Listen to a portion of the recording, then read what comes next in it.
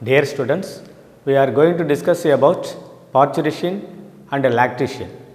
Now, what is meant by parturition? Parturition is otherwise known as childbirth. Then, what is lactation? Lactation means production of milk from the mammary glands. So, we are discuss about these topics. Parturition is the completion of pregnancy and giving birth to baby. What is meant by parturition? Parturition அப்படிங்கிறது குழந்தை பிறக்கிறதா parturition அப்படின்னு சொல்கிறோம். The series of events that cycles the infant from the uterus is collectively called labor. So குழந்தை பிறக்கிற இந்த தருவாயில் இந்த தொடர்ந்து பார்த்தோம் அப்படின்னா இந்த லேபர் அப்படிங்கிறது பிரசவ வலின்னு சொல்லலாம். இந்த பிரசவ வலி அடிக்கடி இது வந்து போயிட்டுருக்கோம். Throughout pregnancy, the uterus undergoes periodic episodes of weak and strong contractions. அதாவது ப்ரெக்னன்சி ஃபுல்லாக பார்த்தோம் அப்படின்னா இந்த கண்ட்ராக்ஷன் அடிக்கடி ஏற்படலாம். என்ன மாதிரியான கண்ட்ராக்ஷன் அப்படின்னா week and strong contractions. Week அப்படிங்கிறது ஸ்லோவாக கண்ட்ராக்ஷன் வரலாம் அண்டு ஸ்ட்ராங் கண்ட்ராக்ஷனும் ஏற்படலாம். ஸோ இதை தான் நம்ம என்ன சொல்கிறோம் அப்படின்னா these contractions called Braxton Hicks contraction leads to false labor. இந்த மாதிரியா உருவாகக்கூடிய இந்த கண்ட்ராக்ஷனை நம்ம என்னென்னு சொல்கிறோம்? Braxton Hicks contraction அப்படின்னு சொல்லலாம். இது ஒரு 2 மார்க்கில் கண்டிப்பாக கேட்குறதுக்கு வாய்ப்பு இருக்குது. What is meant by Braxton Hicks contraction? So இந்த மாதிரி Braxton Hicks contraction ஏற்படுறதுனால இது வந்து ஒரு பொய்யான பிரசவ வலியை ஏற்படுத்துது. இந்த Braxton Hicks contraction ஏற்படுறதுனால உருவாகக்கூடிய அந்த வலிக்கு பேர் என்னன்னு சொல்கிறாங்க அப்படின்னா பொய்யான வலி, பொய்யான பிரசவ வலி அப்படின்னு சொல்லலாம். அது false labour. As the pregnancy progresses, increase in the estrogen concentration promotes uterine contraction. அதாவது இந்த ப்ரெக்னன்சி டெவலப் ஆகும்போது கொஞ்சம் கொஞ்சமாக ப்ரெக்னன்சி டெவலப் ஆகிட்டே இருக்குது. அப்படிங்கும்போது அந்த டைமில் அவங்களுக்கு ஈஸ்ட்ரோஜன் அப்படிங்கிற ஹார்மோன் வந்து செக்ரீட் ஆகும். இந்த ஈஸ்ட்ரோஜன் ஹார்மோன் இது வந்து பெண்களுக்கு உரிய ஹார்மோன் ஈஸ்ட்ரோஜன். இதனுடைய கான்சன்ட்ரேஷன் இன்க்ரீஸ் ஆகும். இந்த ஈஸ்ட்ரோஜன் ஹார்மோன் இன்க்ரீஸ் ஆகிறதுனால இது எதுக்கு யூஸ் ஆகுது அப்படின்னா இது வந்து கண்ட்ராக்ஷனை ப்ரொமோட் பண்ணும், கண்ட்ராக்ஷனை இன்க்ரீஸ் பண்ணிவிடும். These uterine contractions facilitate moulding of the foetus and downward movement of the foetus. இதனால் யூட்டரின் கண்ட்ராக்ஷன் ஆகும். இந்த யூட்டரின் கண்ட்ராக்ஷன் ஆகிறதுனால குழந்தையினுடைய ஸ்ட்ரக்சர் கிடைக்கும். நல்லா குழந்தைக்கு வந்து நல்ல ஸ்ட்ரக்சரை கிடைக்கும். Foetus and downward movement of the foetus. அதே டைமில் குழந்தை வந்து கொஞ்சம் கொஞ்சமாக கீழே மூவ் ஆகும். அதுக்கு இந்த ஈஸ்ட்ரோஜன் ஹார்மோன் யூஸ் ஆகுது. ஸோ இந்த ப்ரெக்னன்சி பீரியட்ஸில் oestrogen hormone is essential for at the time of pregnancy. Then the descent of the foetus causes dilation of the cervix of the uterus and vaginal canal resulting in a neuromuscular reflex called Porter ejection reflex or Ferguson reflex. அதாவது இந்த ஃபோட்டஸ் வந்து கொஞ்சம் கொஞ்சமாக கீழே இறங்கிட்டே இருக்கும். யுட்ரஸில் கொஞ்சம் கொஞ்சமாக கீழே இறங்கும். அந்த டைமில் செர்விக்ஸ் ரீஜியன் வந்து டைலேஷன் ஆகும். செர்விக்ஸ் ரீஜியன் வந்து டைலேஷன் ஆகும். அதே டைமில் வெஜினல் கெனால் இதுவும் டைலேஷன் ஆகும். இந்த மாதிரி ரெண்டும் டைலேஷன் ஆகிறதுனால இந்த டைலேஷன் ஆகிற இந்த இதை நம்ம என்னென்னு சொல்லலாம் அப்படின்னா நியூரோ மஸ்குலார் ரெஃப்ளெக்ஸ் அப்படின்னு சொல்லலாம். Neuro muscular reflex. அதை வேறு மாதிரியும் சொல்லலாம். Foetal ejection reflex or Ferguson reflex அப்படின்னு சொல்லலாம். This initiates the secretion of oxytocin.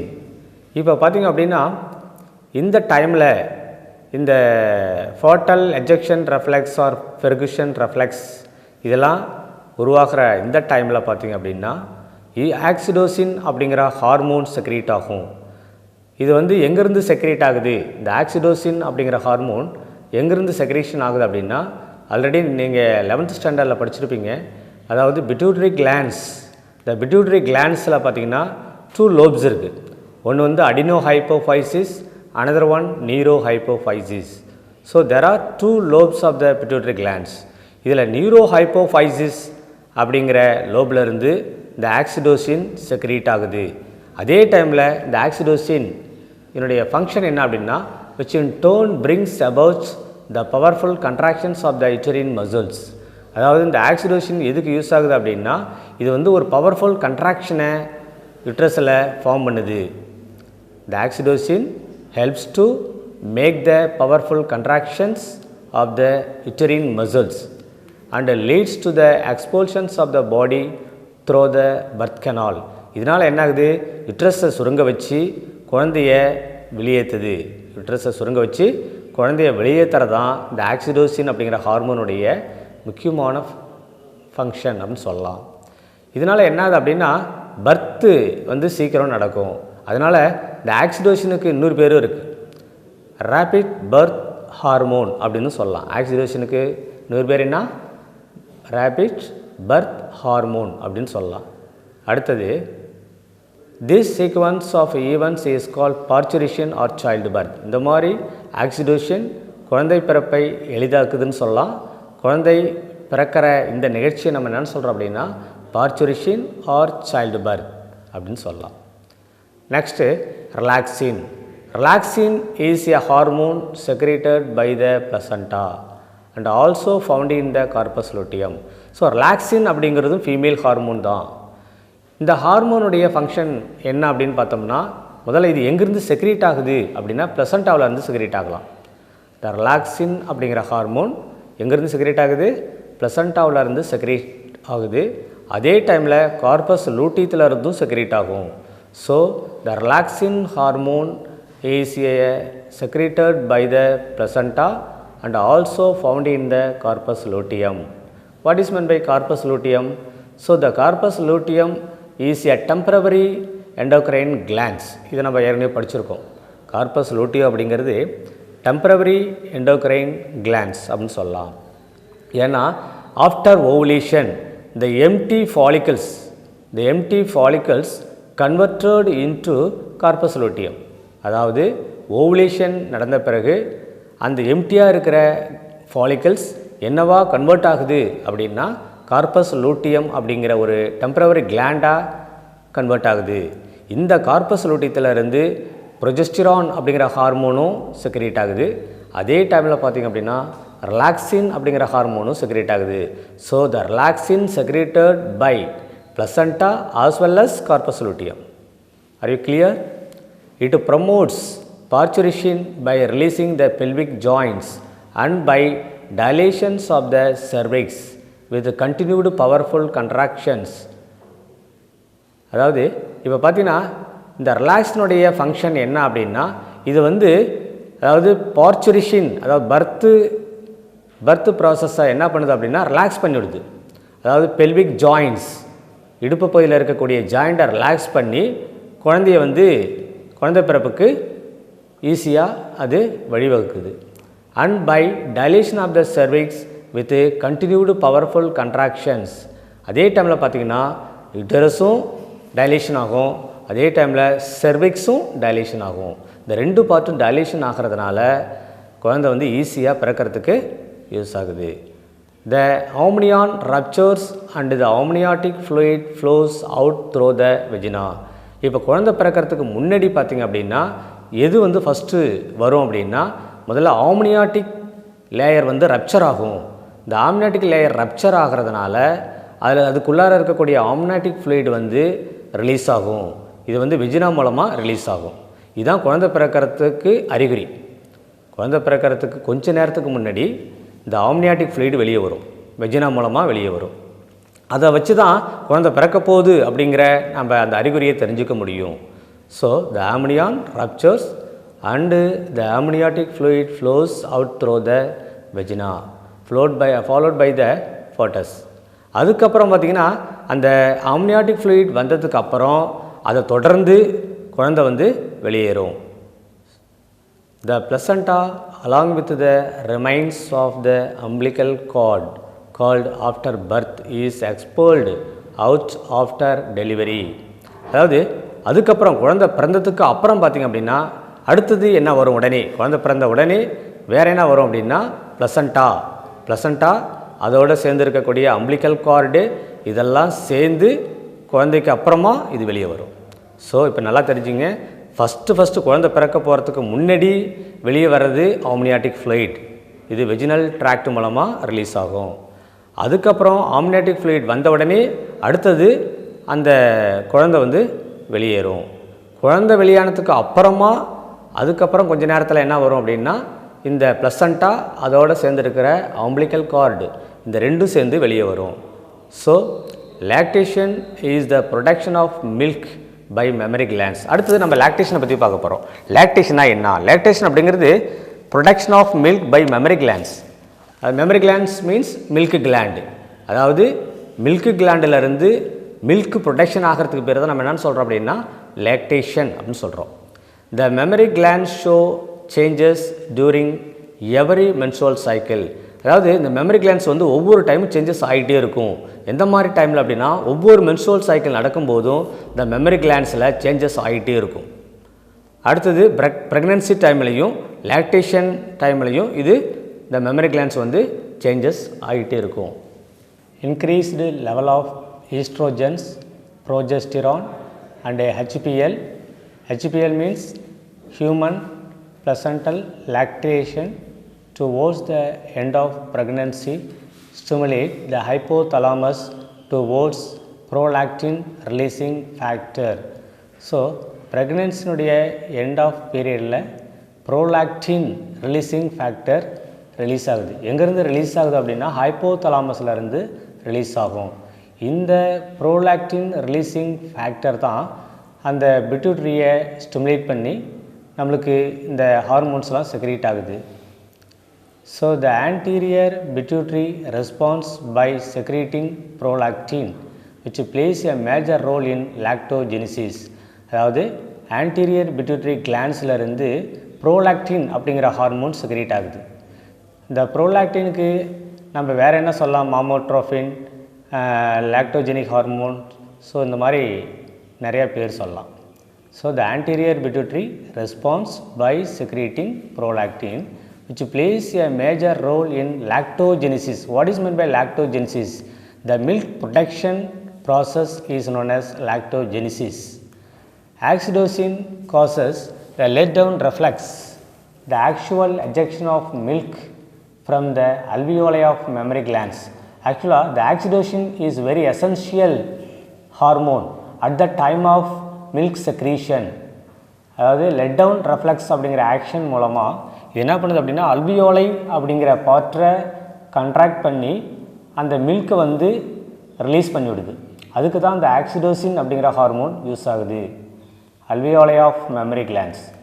Touring lactation oxytocin also stimulates the recently emptied uterus to contract helping it to return to pre pregnancy size.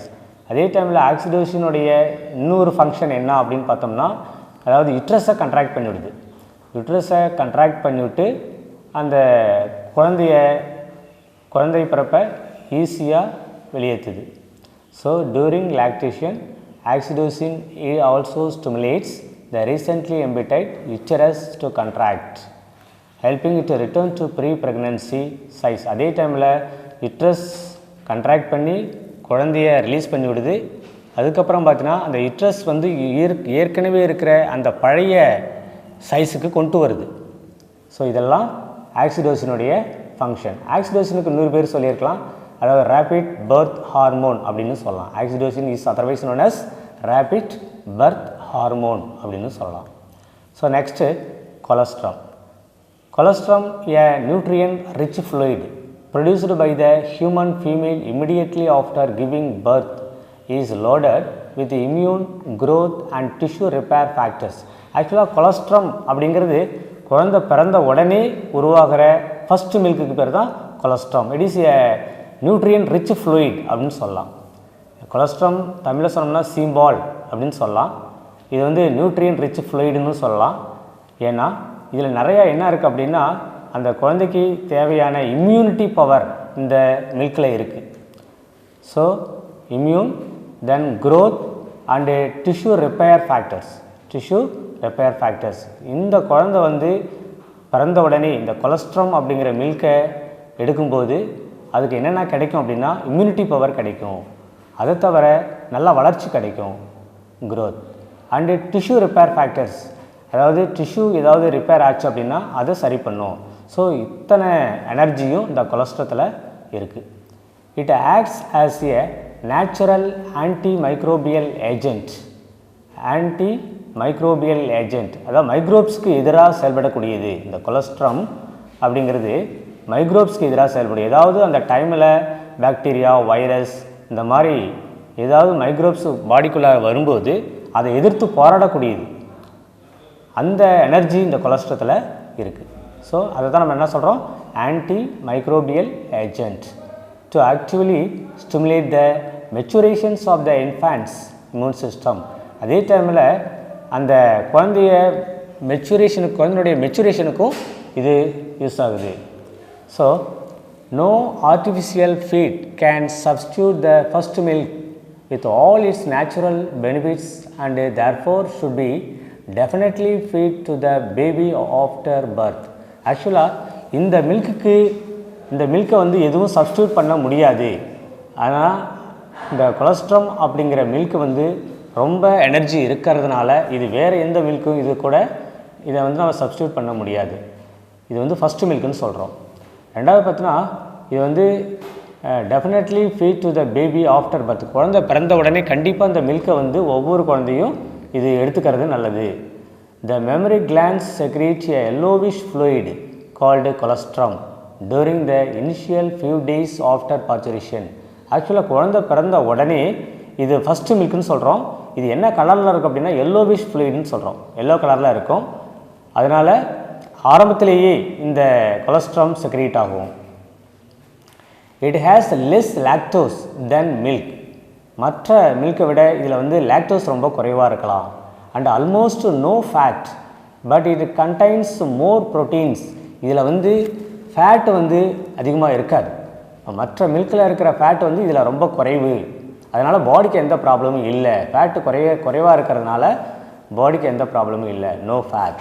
But it contains more proteins. இதில் வந்து அதிக அளவு protein இருக்குது. ரெண்டாவது பார்த்தோன்னா vitamin A இருக்குது and minerals இருக்குது. So இத்தனை காம்போனன்ட்ஸ் அந்த கொலஸ்ட்ரத்தில் இருக்குது. இப்போ என்னென்ன இருக்குது, less lactose, no fat, more proteins, vitamin A and minerals. These are very essential components for body. Colostrum is also rich in IgA antibodies. ஐஜிஏன்னா உங்களுக்கு தெரியும், முன்னாடியே படிச்சிருப்பீங்க. இம்யூனோகுளோபுலின் ஆல்ஃபா ஆன்டிபாடிஸ் வந்து இந்த கொலஸ்ட்ரத்தில் இருக்குது. This helps to protect the infant's digestive tract against bacterial infection. இந்த ஐஜிஏ ஆன்டிபாடிஸ் எதுக்கு யூஸ் ஆகுது அப்படின்னா, அதாவது பாக்டீரியல் இன்ஃபெக்ஷன் பாடிக்குள்ளார ஏற்படும் போது அப்போ இது என்ன பண்ணும் அப்படின்னா அந்த ஐஜிஏ ஆன்டிபாடிஸ் போயிட்டு இந்த பாக்டீரியல் இன்ஃபெக்ஷனை டைஜஸ்ட் பண்ணும், டெஸ்ட்ராய் பண்ணும். ரெண்டாவது, breast milk is the ideal food for infants as it contains all the constituents in suitable concentration and is easily digestible. ரெண்டாவது பார்த்திங்க அப்படின்னா இது வந்து ஐடியல் ஃபுட்டுன்னு சொல்கிறோம். ஐடியல் ஃபுட்னா என்ன, it is very suitable food for infants. Then it contains all the constituents. இதில் எல்லா இம்பார்ட்டன்ட் நியூட்ரிஷனும் இதில் இருக்குது. ரெண்டாவது, இது வந்து ஈஸியாக டைஜஸ்ட் ஆகிரும். அந்த குழந்தை எடுத்துக்கும் போது இம்மிடியட்டாக டைஜஸ்ட் ஆகும். It is fully sufficient till about 6 months of age and all infants must be breastfed by the mother to ensure the growth of a healthy body. அதாவது குழந்தை பிறந்து 6 மாதம் வரையும் தாய்ப்பாலை கண்டிப்பாக அந்த குழந்தை எடுத்துக்கிறது ரொம்ப நல்லது. அப்படி எடுத்துக்கிட்டால் அந்த குழந்தைக்கு என்ன ஆகும் அப்படின்னா அதனுடைய growth and healthy body அந்த குழந்தைக்கு கிடைக்கும். ஸ்டூடெண்ட்ஸ் கவனிங்க, நெக்ஸ்ட் டாபிக் என்ன அப்படின்னு பார்த்தோம்னா தேர்ட் லெசனுக்கு நம்ம போகிறோம். தேர்ட் லெசன் அப்படிங்கிறது ரீப்ரொடக்டிவ் ஹெல்த். ரீப்ரொடக்டிவ் ஹெல்த்னா என்ன? ரீப்ரொடக்டிவ் ஹெல்த் அப்படிங்கிறது இனப்பெருக்க நலன். அதாவது இனப்பெருக்க நலன் அப்படின்னா நம்மளுடைய இனப்பெருக்க உறுப்புகள் எப்படி ஹெல்த்தியாக வச்சுக்கிறது, தன்னுடைய பாடியை எப்படி ஹெல்த்தியாக வச்சுக்கிறது. இனப்பெருக்க நலனில் வேறு என்ன நம்ம படிப்போம் அப்படின்னா, இதனால் என்னென்ன டிசீஸ் வரலாம், அதை எப்படி நம்ம அவாய்ட் பண்ணலாம் அப்படிங்கிறது தான். Need for reproductive health problems and strategies. இதில் இனப்பெருக்க சம்மந்தமான நோய்கள் என்னென்னலாம் வரும், அதை நம்ம எப்படி தெரிஞ்சுக்கலாம். So India is amongst the first few countries in the world to initiate the family planning program since 1951 and is periodically assessed every decade. ஆக்சுவலாக இந்தியாவில் தான் முதல்ல என்ன பண்ணாங்க அப்படின்னா, அந்த ஃபேமிலி பிளானிங் ப்ரோக்ராம் அப்படிங்கிறத கொண்டு வந்தாங்க. ஃபேமிலி பிளானிங் ப்ரோக்ராம் அப்படின்னா என்ன? ஃபேமிலி பிளானிங் ப்ரோக்ராம் அப்படிங்கிறது அதாவது குடும்ப நலத்திட்டம். அதாவது மக்கள் தொகையினுடைய எண்ணிக்கை அதிகரிச்சுட்டே இருக்கிறதுனால நம்ம அதை எப்படி கண்ட்ரோல் பண்ணலாம் அப்படிங்கிறதுக்காக ஒரு திட்டத்தை ஆரம்பித்தாங்க. அதுதான் ஃபேமிலி பிளானிங் ப்ரோக்ராம். இது எப்போ ஆரம்பித்தாங்க? சின்ஸ் 1951. தென் இது ஒவ்வொரு 10 இயர்ஸுக்கும் இதை சர்வே பண்ணுவாங்க. The programs are popularly named as reproductive and child health care. இந்த ப்ரோக்ராமை வேறு எப்படி அவங்க சொன்னாங்க அப்படின்னா, இதை child reproductive and child health care அப்படின்னு சொல்லலாம். RCH அப்படின்னு சொல்லலாம். ஷார்ட் ஃபார்மில் RCH அப்படின்னா reproductive and child health care அப்படின்னு சொல்லலாம். சரி, major task carried out under these programmes are. இதில் என்னென்ன திட்டங்கள்லாம் சொல்லியிருக்காங்க, இந்த ரீப்ரொடக்டிவ் ஹெல்த் சம்மந்தமான சில திட்டங்களை அவங்க சொல்லியிருக்கிறாங்க. ஃபஸ்ட்டு என்ன அப்படின்னா, creating awareness and providing medical assistance to build a healthy society. முதல்ல என்ன பண்ணணும், மக்களுக்கு நிறைய அவேர்னஸ் கொடுக்கணும். எப்படிலாம் அவேர்னஸ் மக்களுக்கு கொடுக்கலாம்? அதாவது medical assistance to build a healthy society. அதாவது நிறையா மருத்துவ கருவிகளை கொண்டு அவங்களுக்கு எப்படிலாம் இந்த சமுதாயத்தில் அவங்களுக்கு அவேர்னஸ் கொடுக்கறது. செகண்ட் பாயிண்ட் பார்த்திங்கன்னா, introducing sex education in schools to provide information about adolescence and adolescence related changes. அதாவது செக்ஸ் எஜுகேஷனை பற்றி ஸ்கூலில் எடுத்து சொல்லணும். அதாவது யாருக்கு அப்படின்னா அடலோசன்ஸ் அப்படின்னா இளம் பருவத்தில் இருக்கிற நபர்கள், அவங்களுக்கு இந்த செக்ஸ் எஜுகேஷனை பற்றி எடுத்து சொல்கிறது. அப்புறம் அவங்களுக்கு என்னென்ன டிசீஸ் வரலாம், அவங்களுக்கு என்னென்ன மாற்றங்கள் ஏற்படலாம், அந்த இனப்பெருக்க சம்பந்தமான மாற்றங்கள் என்னென்னலாம் ஏற்படலாம். ஸோ இதை பற்றி ஸ்கூல்லேயே அவங்களுக்கு எடுத்து சொல்கிறது. இதுதான் second point, introducing sex education in schools. Sex எஜுகேஷனை பற்றி ஸ்டூடெண்ட்ஸுக்கு எப்படி அவேர்னஸ் கொடுக்கறது, அவங்களுக்கு என்னென்ன ப்ராப்ளம் வரலாம், இந்த ரீப்ரடக்டிவ் ப்ராப்ளம் என்னென்ன வரலாம், அவங்கள அது என்னென்ன சேஞ்சஸ் ஏற்படும், அது சம்மந்தமாக நம்ம அவங்களுக்கு டீட்டெயிலாக எடுத்து சொல்கிறது. So educating couples and those in the marriageable age groups about the available birth control methods and family planning norms. ஆக்சுவலாக இது யாருக்கு இந்த ஃபேமிலி பிளானிங் மெத்தட்ஸை பற்றி எடுத்து சொல்கிறது, அதாவது மேரேஜ் பண்ணக்கூடிய அந்த ஏஜில் இருக்கிறவங்களுக்கு இந்த ஃபேமிலி பிளானிங் மெத்தடை பற்றி அவங்களுக்கு எக்ஸ்பிளைன் பண்ணுறது. தென் அவங்களுக்கு பர்த் கண்ட்ரோல்னால் என்ன அப்படிங்கிறத எடுத்து சொல்கிறது. And family planning norms, family planning விதிகளை எடுத்து சொல்கிறது. ஸோ இதெல்லாம் அந்த மேரேஜ் பண்ணக்கூடிய அந்த ஏஜில் இவங்களுக்கு நிறைய அவேர்னஸ் கொடுக்கறது. Creating awareness about care for pregnant women and post natal care of mother child and the importance of breastfeeding. Creating awareness about care for pregnant woman. அதாவது pregnant womanக்கு அவேர்னஸ் கொடுக்கறது. pregnant woman அப்படிங்கிறது கருவுற்று இருக்கக்கூடிய ஒரு தாய், அவங்களுக்கு அந்த பற்றி முக்கியத்துவம் என்ன, அந்த குழந்தைய எப்படி பாதுகாக்கணும் அப்படிங்கிறத பற்றி அவங்களுக்கு எடுத்து சொல்கிறது. அப்புறம் குழந்தை பிறந்ததுக்கு அப்புறமும் அவங்களுக்கு அந்த அவேர்னஸை எடுத்து சொல்கிறது. எப்படி அந்த குழந்தையை பாதுகாக்கணும், அந்த தாய் தன்னை எப்படி பாதுகாத்துக்கிறது அப்படிங்கிற இம்பார்ட்டன்ஸை பற்றி அவங்களுக்கு எடுத்து சொல்லலாம். அதுக்கப்புறம் ஒரு குழந்தைக்கு எவ்வளவோ பிரஸ்ட் ஃபீடிங் எவ்வளோ முக்கியமானது அப்படிங்கிறத எடுத்து சொல்கிறது. அதாவது தாய்ப்பால் மட்டும்தான் அந்த குழந்தைக்கு கொடுக்கணும் அப்படிங்கிற முக்கியத்துவத்தை அவங்களுக்கு புரிய வைக்கிறது. தென் encouraging and supporting governmental and non-governmental agencies to identify new methods and or to improve upon the existing methods of birth control. அதாவது கவர்மெண்ட்டில் இருக்கிறவங்களையும் நான் கவர்மெண்டல் ஏஜென்சியும் அவங்களுக்கு நம்ம என்கரேஜ் பண்ணுறது. எதுக்கு என்கரேஜ் பண்ணணும்? நிறையா அந்த பர்த் கண்ட்ரோல் மெத்தட்ஸ் இம்ப்ரூவ் பண்ணுறதுக்கும் அவங்களுக்கு நிறைய மெடிசின்ஸ் கண்டுபிடிக்கிறதுக்கும் அவங்களுக்கு மோட்டிவேட் பண்ணிக்கிட்டே இருக்கணும். அப்படின்னா தான் அவங்க வந்து நிறையா டெவலப் பண்ணுவாங்க, நிறையா அந்த பர்த் கண்ட்ரோல் மெத்தட்ஸை டெவலப் பண்ணுவாங்க. அடுத்தது பார்த்திங்கன்னா amniocentesis and its statutory ban. இந்த ஆம்னியோசென்டசைஸ்னால் என்ன? அதாவது due to small family norms and the skewed choice for a male child female population is decreasing at an alarming rate.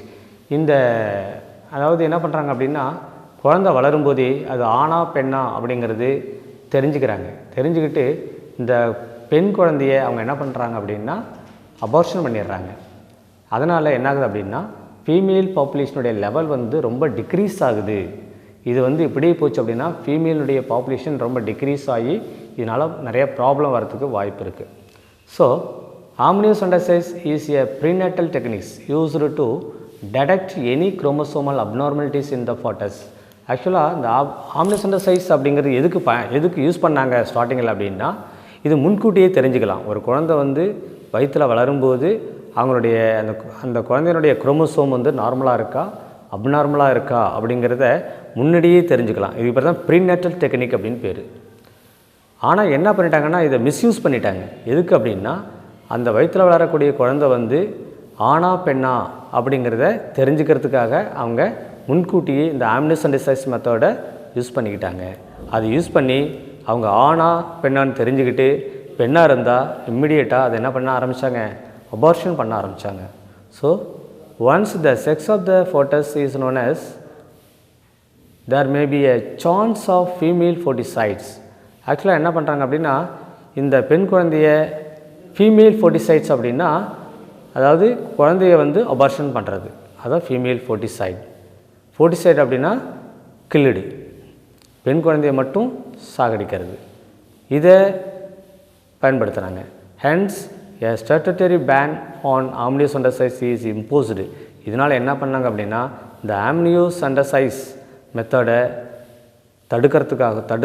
தடுக்கிறதுக்காக ஒரு திட்டம் ஆரம்பித்தாங்க. ஸ்டாட்டுட்டரி பேன் அப்படின்னா பேன் பண்ணுறது.